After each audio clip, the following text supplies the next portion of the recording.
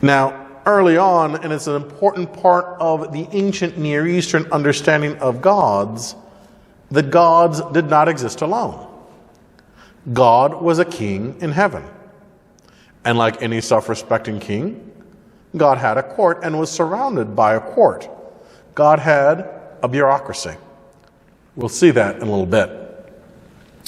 Take a look again in Genesis when God says, "Let us make man in our image and our likeness."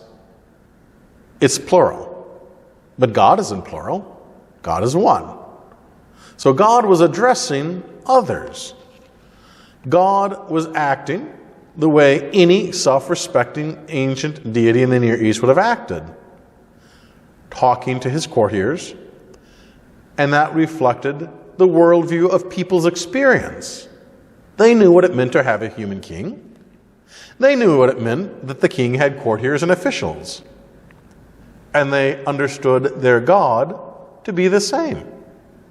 But God's court is made not of people, as the king's court, but of heavenly beings or spiritual beings, such as himself. I said at the beginning of this that part of the way the Bible would come about was the experiences of different peoples at different times, using their human insight, their human experience, to be open to God's invitation to relationship, to be open to God's invitation to know him more fully. But they were also people of their time. They had only the resources at their disposal that existed. And at times, part of the insights that they had was in contrast to, or because of, the other nations around them.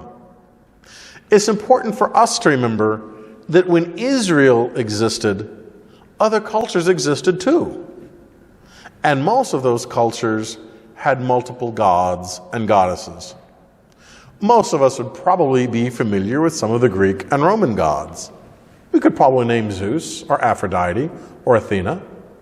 Perhaps we would name Jupiter, Saturn, or others coming from Greek and Roman mythology.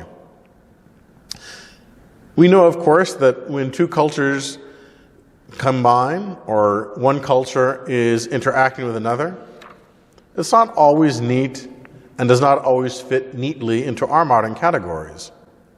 Because culture, language, religion is broader than our cultural boundaries of the modern world, particularly when we think of national boundaries. Ideas, insights, ways of thinking, they tend to move around and are not necessarily limited.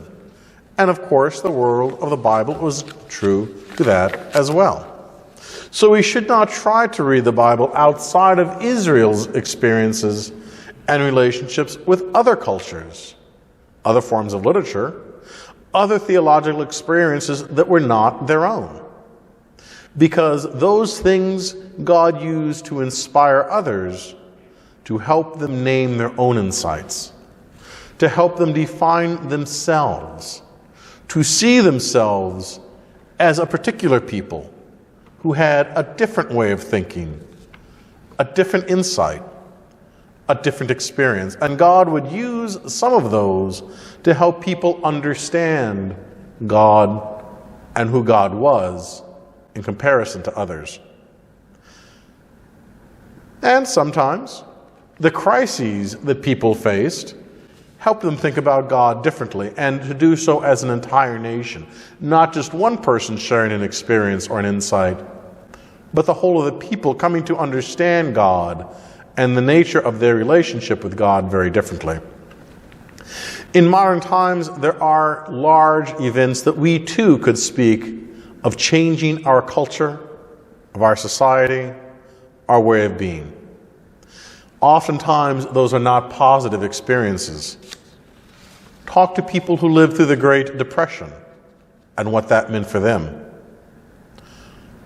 We are, of course, all frighteningly aware of the Holocaust and the great evil that was done by human persons to people of the Jewish world view, the Jewish faith, as well as other minorities.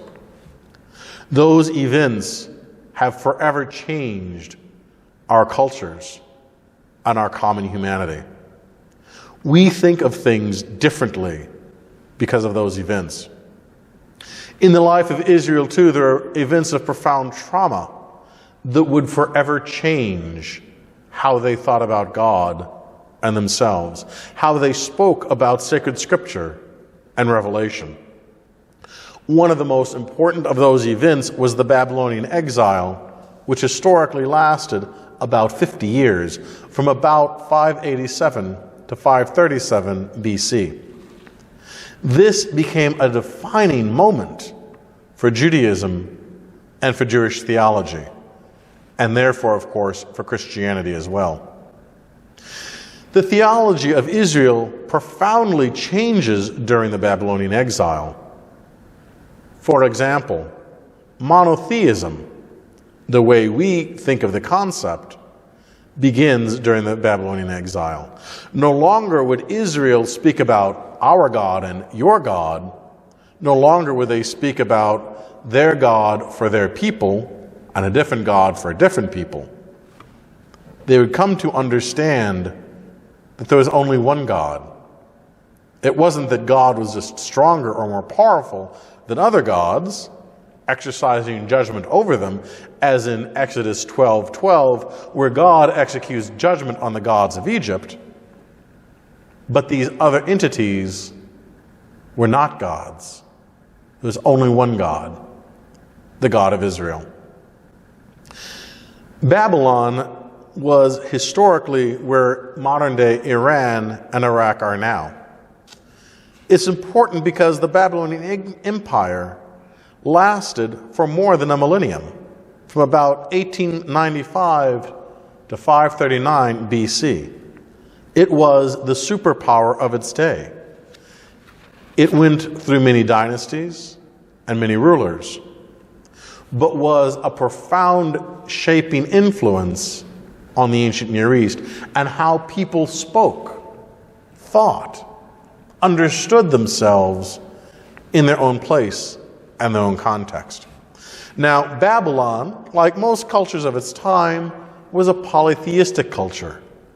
They had a belief in a large number of gods, and, like most pantheons of the time, believed in a hierarchical and very hierarchical understanding of gods, with a chief god and subordinate gods and goddesses, which reflected the culture they lived in, which was also hierarchical, with a king or an emperor at the top and others beneath him.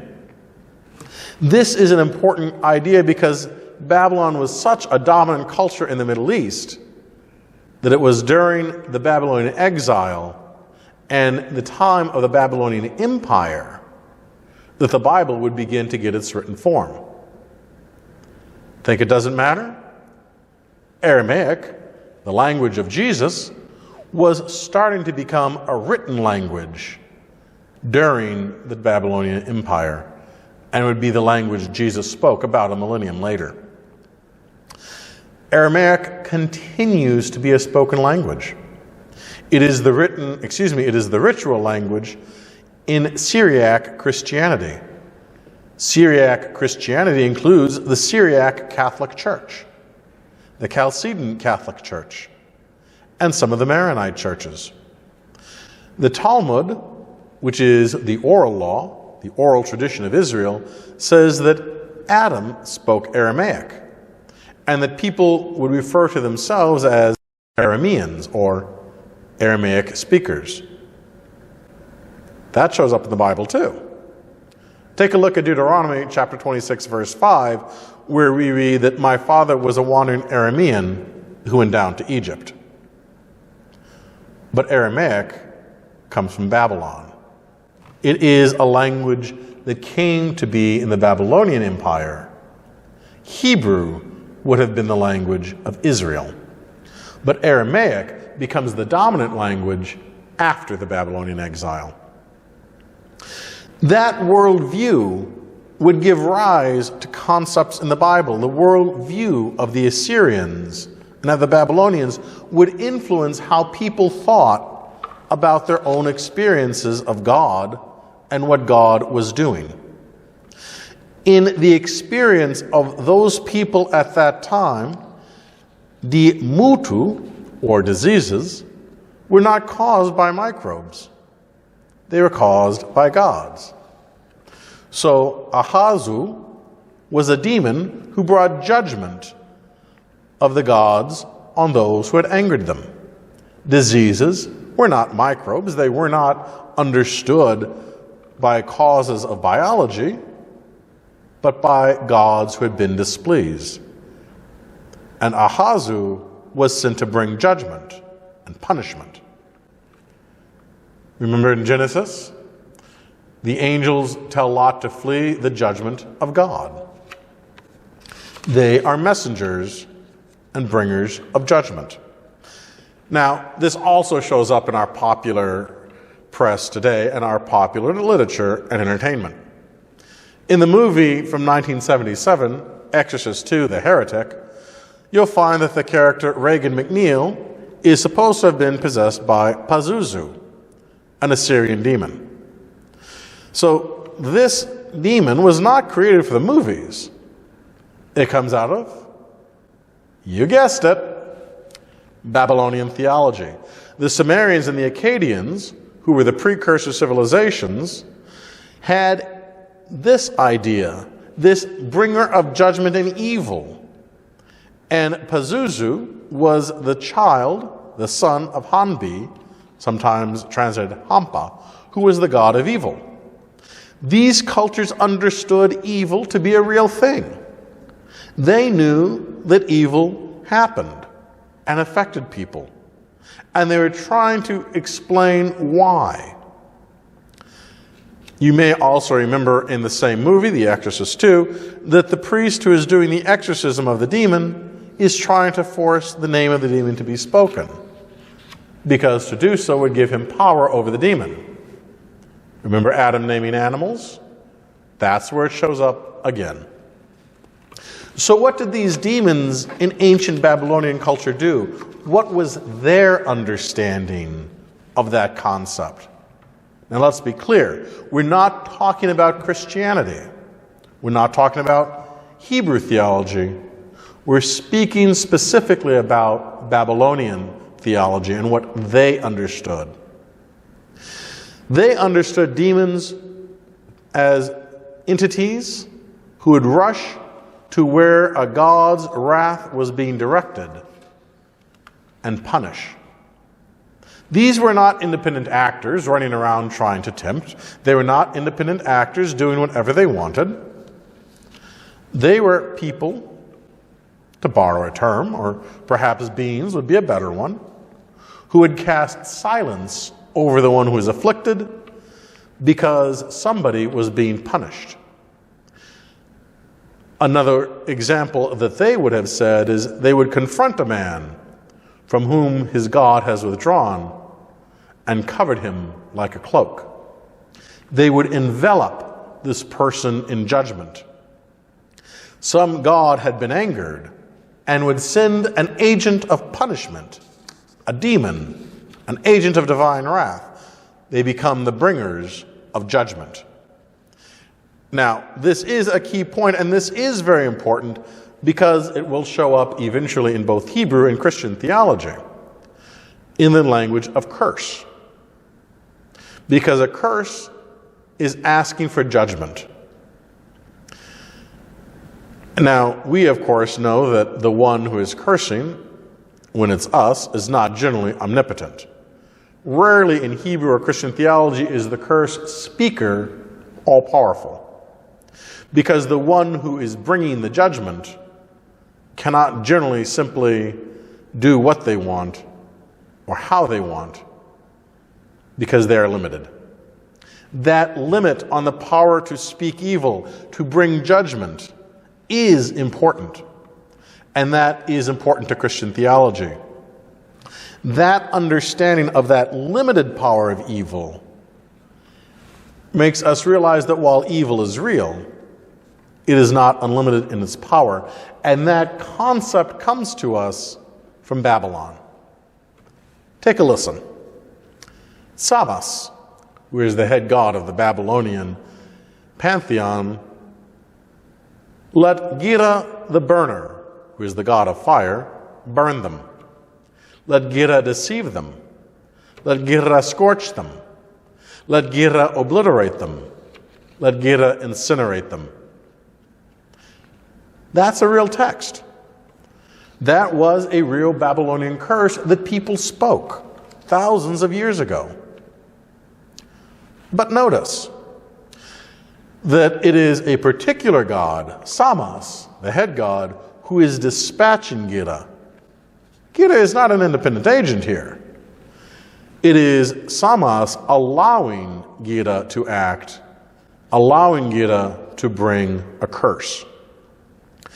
This lays out for us and makes very clear that evil is limited. Judgment is limited. It's not all powerful, but is rather limited, and in this case, even serving another. Look at Genesis 19, when the angels are warning Lot to flee. But it's God who rains down fire upon Sodom and Gomorrah. The authority and the decision rests with God, not the messengers. It is God who takes the role of judge and judges the behavior and the sin of the city, not the messengers. Fire, brimstone, not independent. They act at the behest and at the command of God.